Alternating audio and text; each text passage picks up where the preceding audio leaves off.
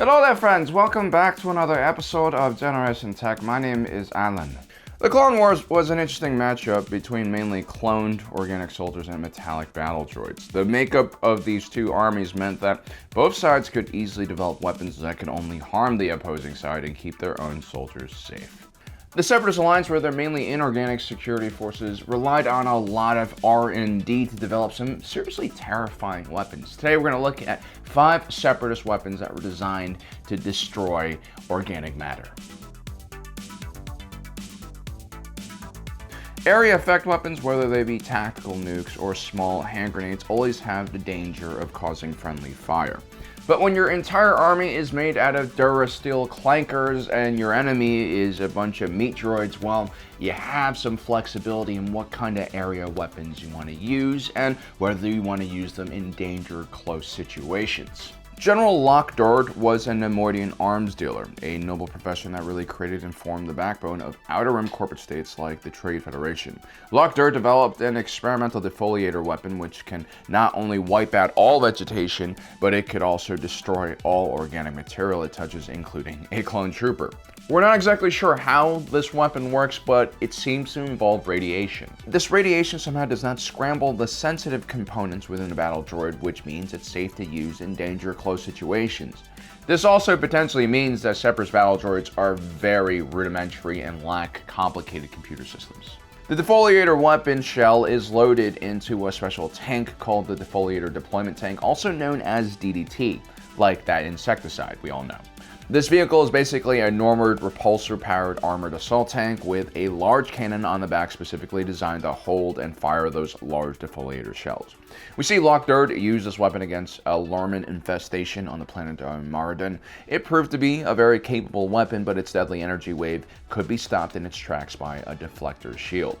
Later on, the Separatist Alliance would use this weapon against the terrifying Night Sisters of Dathomir.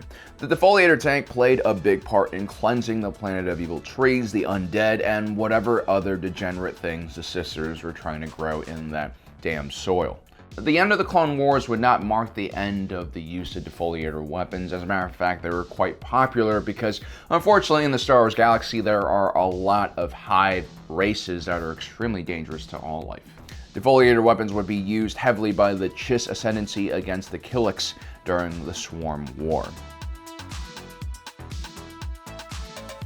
The other big name in weapons development in the Outer Rim was Wat Tambor, foreman of the Techno Union, and its countless subsidiaries like Bactoid Armored Workshop, Bactoid Combat Automata, Quat Drive Yards, Blast Tech Industries, and Republic Senior Systems. As you can tell, some of those names, including Blastech and Quat Drive Yards, are major suppliers of the Grand Army of the Republic. Blastech provided almost every small arms used by the clone troopers, and Quat Drive Yards and their subsidiaries provided everything from the massive ships like the Venator-class Star Destroyer and Acclimator to the all-terrain tactical enforcer.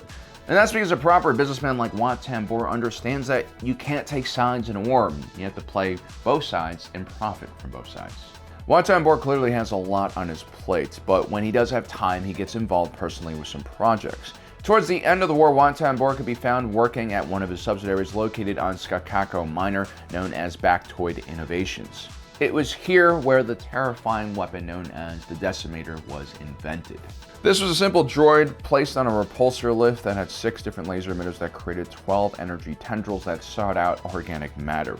Once one of these energy tendrils made contact with organic matter, the other tendrils would come around, surround it, overheat it, and instantaneously vaporize it. Very, very bad.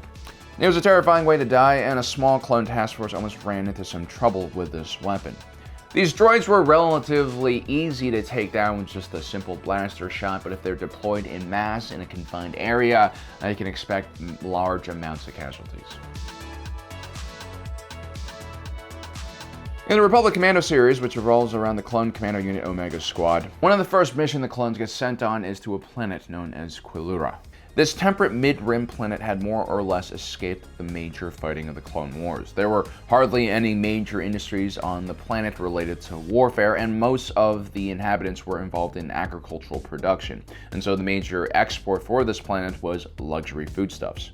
This relatively poor and forgotten world was owned by a Neimoidian merchant. He would hire a group of Mandalorian mercenaries under the control of Gez Hokin to keep the sharecroppers on the planet in line. During the Clone Wars, the planet would join the Confederacy of Independent Systems, and the Separatist Alliance would open up a top-secret bioweapon research lab.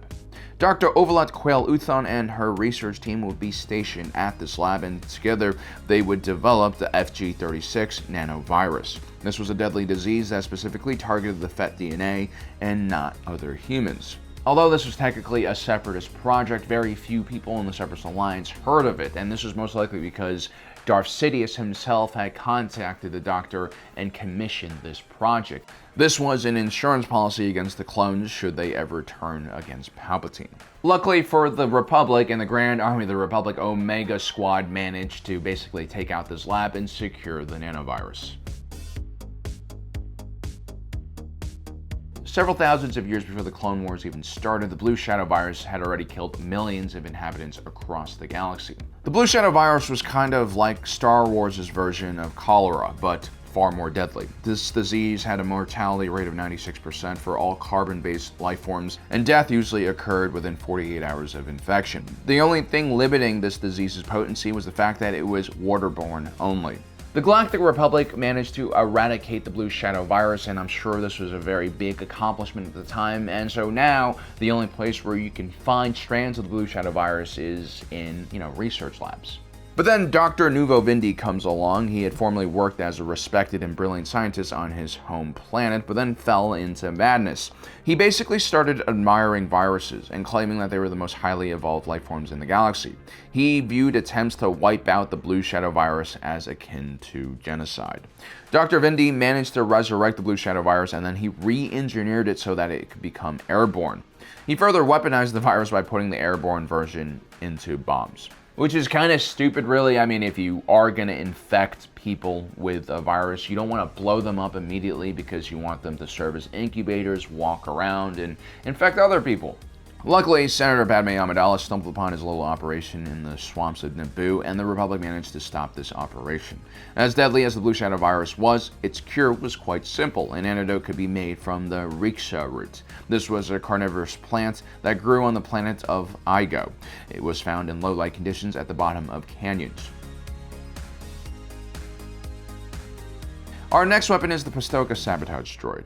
Now, this isn't specifically designed to kill organic beings like everything else on this list. As a matter of fact, this weapon's murdered more than its own fair share of droids as well. But what does matter is that this weapon, also known as the Buzz Droid, was probably the most feared weapon the Separatist Alliance had.